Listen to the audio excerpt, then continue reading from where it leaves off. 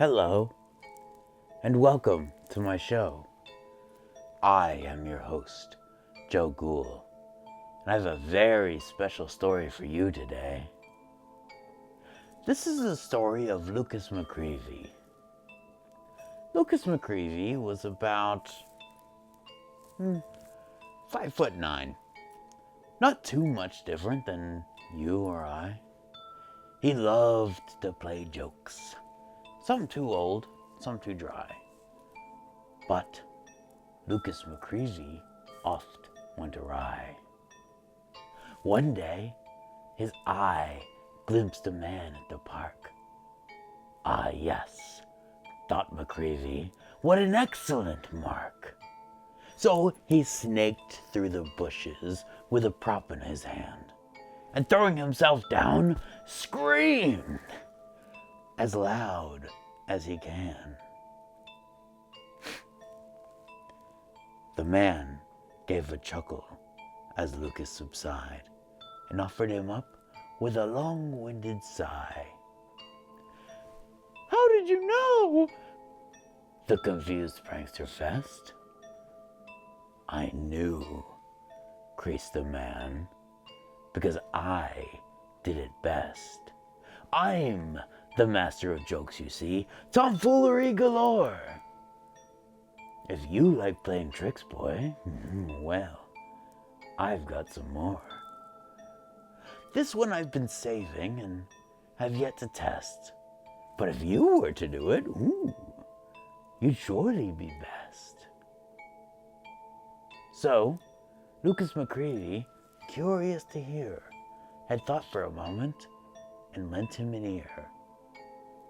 The breath of the stranger was sharp, and it stung as he filled young McCreevy with the greatest, the one.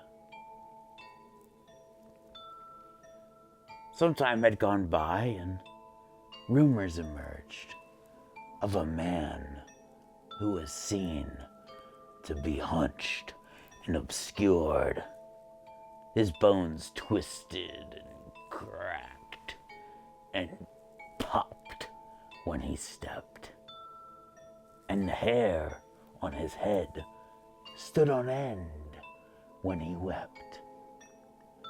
The locals reported, "The creature will come if you stand very still by Lake Hinkley at 1.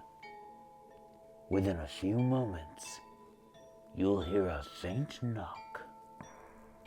Not on a door, but that old Hinkley rock. A second will come, then a third closely by.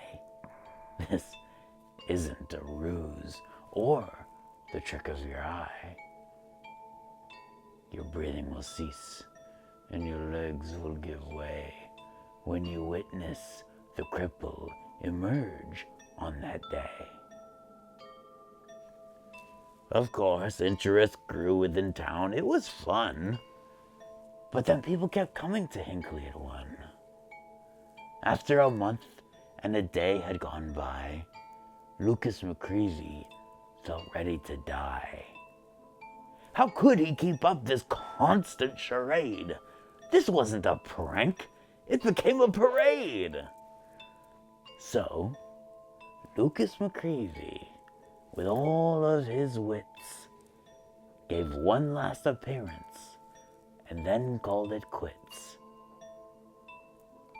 But, to his surprise, his tale was not done, as his limbs then contorted and curiously spun.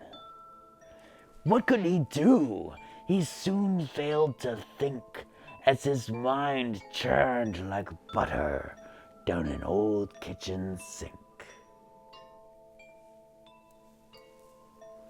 Now, every night, not for laughter or fun, a creature emerges, the greatest, the one.